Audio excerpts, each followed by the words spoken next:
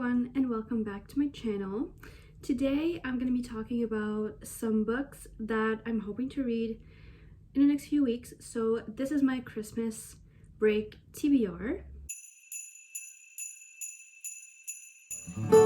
I'll most likely not read all of these, knowing me, but I like to have the challenge, and these are all books that are very high on my TBR, so I'm excited. The first book on my TBR list for the next few weeks is Assassin's Apprentice by Robin Hobb. I mainly want to read this book because Peru's Project, Reagan, one of my favorite booktubers, she really likes it, and I trust a lot what she reads. When she, if she says that she likes a book, I really trust that and I buy the book. That it's really simple. This is about a boy who is adopted by a royal family to basically become a royal assassin, and also he has a magical link to animals, which I think is pretty intriguing. So this is the first book on my TBR for the Christmas break. Next, I have Kingdom of Flesh and Fire by Jennifer L. Armentrout.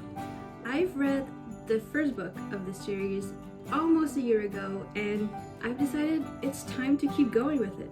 Since it is the second book in the From Blood and Ash series, I'm not going to say what it's about, but I will say that it's fantasy, there's creatures, and romance, and I feel like most people will read this for the romance, so I'm excited to keep on going and knowing what the hype is about and just be part of the excitement. The next book I want to talk about really quickly is a romance book, and it is Fixer Up by Tessa Bailey. I've read recently I keep messing up the title of that book, but it's Window Shopping. So it's a holiday book, and it was a bit disappointing, but I know that a lot of people like Tessa Bailey's books, so I wanted to give her another chance with this one. It is the first book in the Hot and Hammered series. It's a rom-com about a woman who meets an ex-baseball player and they pretend to date. And I really enjoy fake dating tropes, so I'm very excited for this one. And I believe there's a lot of spice because it's Tessa Bailey. Next up, I'm really excited about this one, and it is She Who Became the Sun by Shelley Parker Chan. This was actually in my end of the year TBR that I posted a couple months ago, and I still haven't gotten to it. So I'm gonna bring this with me on Christmas break, and hopefully I'm gonna read it.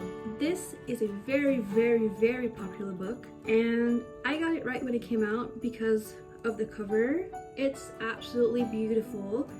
This is described as Mulan meets The Song of Achilles, which I love both, so I'm intrigued. And basically, very, very simple description that I can give is that the firstborn son of this family is destined to have a life of greatness, but the secondborn, which is the daughter, is destined to have nothing. Eventually, there's bandits that attack, and the boy is the one who dies. The one that was supposed to have a life of greatness dies.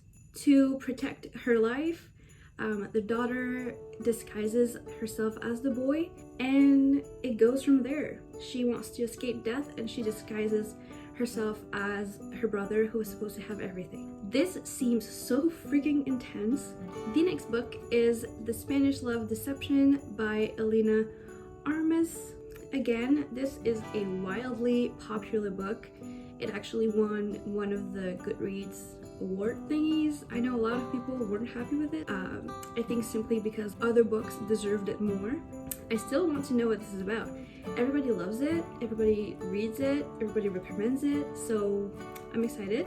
This is about Catalina, who needs to find somebody to accompany her to her sister's wedding, and this guy that she doesn't really like not proposes like a wedding, but he puts himself as a volunteer to go to the wedding with her. This is an enemies to lovers and a fake dating trope, so I'm excited. The next book is also a very popular one, but I feel like it became really popular really recently, and that is Iron Widow by, let me not mess this up, Zirin J. Zhou. So if I'm pronouncing that wrong, I'm sorry. Basically, I've read the synopsis and I didn't really understand anything, so I'm not gonna lie, I'm gonna go into this very blindly and hope to love it. And initially I bought this book because of the cover. I buy a lot of books because of the covers, but like this one is absolutely gorgeous, so definite cover buy here. But it's getting a lot of attention right now on Book Talk and Bookstagram, and I just want to know what it's about. Oh, another reason why I bought this book is because of the author's author photo.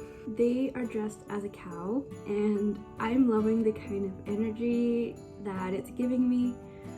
They seem like a very, very cool person, so I'm excited to read their book. This next book, like, I feel like it got a whole lot of hype about a year ago, and I asked for it for Christmas and I got it. And now the hype kind of like died down a little bit, but now the second book's coming out in like a year, I think, so people are getting hyped again. And that book is Legendborn by Tracy Dion. Like I said, I got this on Christmas last year and I didn't pick it up, so I feel like it's just right to actually pick it up this Christmas. So this follows Bree, and her mom just accidentally died. If you heard that car going, I'm sorry. And basically she doesn't want anything to do with like the pain and everything that comes after a close person's death, so she goes to school to avoid it all. Eventually there's an incident on the campus, a magical incident, and that leads her to figuring out that there's much more about her mom's death than she thought there was, and from there there's a lot of magic. And also this is giving me like Wanda vibes with the magic and the way that her hands are. The next book I have on my TBR list is The Bone Shard Daughter by Andrea Stewart. I've been wanting this book for so long, and I recently picked it up for myself, and also the second book just came out, so I thought this was a perfect time to read it. So basically, Lynn is the rightful heir of the throne, and her dad just refuses to believe that. So she decides to show her worth by mastering the forbidden art of bone shard magic. With great power comes great cost, and now she has to decide how far she's willing to go to prove her worthness, is that a word, to her dad, and just like prove her birthright. This just seems so intense, and I believe it's queer, so that just makes it even more exciting. I'm very looking forward to picking this one up. Finally, the last book. Like I said, I don't think I'm gonna read all of these. This is just like a list of the books I'm gonna choose from during Christmas break, but who knows, I might read all of these. So the last book I have is The Final Empire by Brandon Sanderson. I've been wanting to read this for so long, but I just kept putting it off, but I think now is the time to read it. On Goodreads it says, Brandon Sanderson dares to turn a genre on its own head by asking a simple question: what if the prophesized hero failed to defeat the Dark Lord? And honestly, that just does it for me. I want to read it. Alright you guys, those are all the books I'm hoping to get through during the next 3 or 4 weeks. I believe it's doable for some people, but we'll just have to see if it's doable for me. If you've read any of these books, please let me know what you thought in the comments. Keep it spoiler free for me and other people. But on that note, thank you so much for watching, and I'll see you guys in the next one. Bye!